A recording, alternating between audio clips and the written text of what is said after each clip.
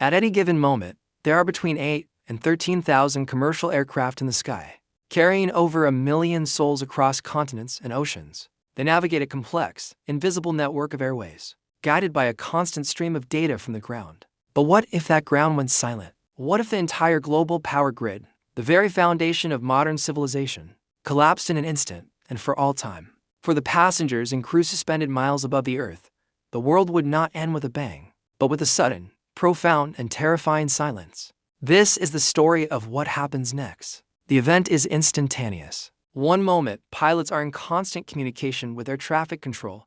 Their navigation displays a clear, digital representation of their flight path, surrounding traffic, and weather. The next, it all vanishes. The radios fall silent, not with static, but with a dead, empty quiet. The primary navigation screens, which rely on ground-based radar and satellite data, go blank or freeze on their last known information. The world outside the cockpit window remains the same, but the invisible web that connects them to the ground has been severed completely. An eerie sense of isolation descends upon the flight deck. They are, for all intents and purposes, suddenly and completely alone.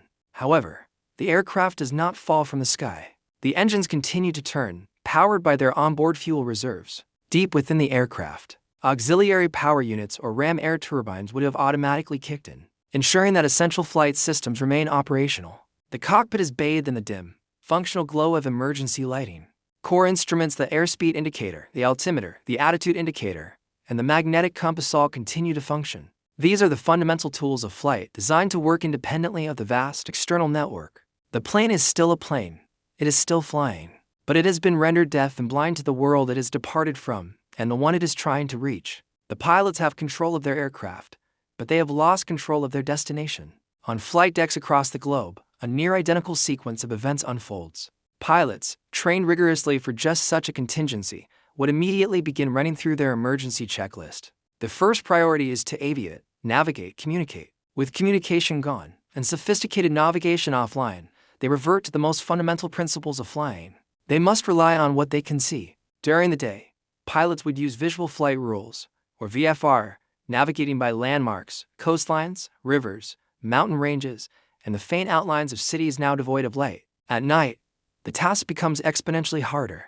They would turn to celestial navigation, a skill not practiced in earnest for decades, using the stars to approximate their position and heading.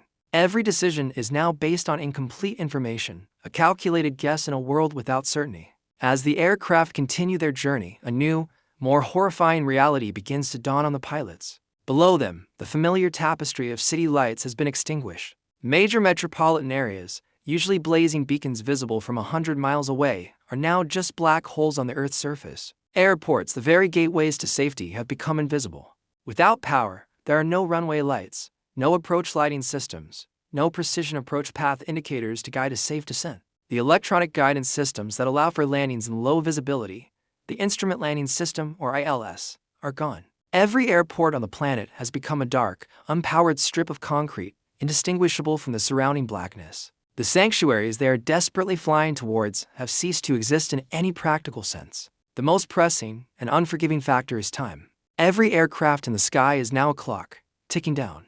A transatlantic flight halfway over the ocean might have 4 or 5 hours of fuel remaining.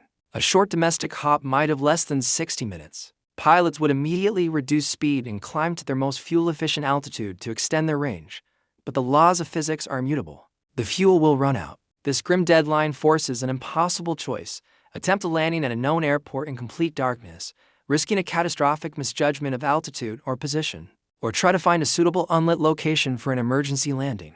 Before the engines fall silent, a stretch of highway, a dry lake bed, anything flat and long enough. Each passing minute narrows their already slim options. The prospect of landing in total darkness is a pilot's ultimate nightmare. Modern aviation is built on precision and redundancy, all of which has vanished. Without runway lights, judging the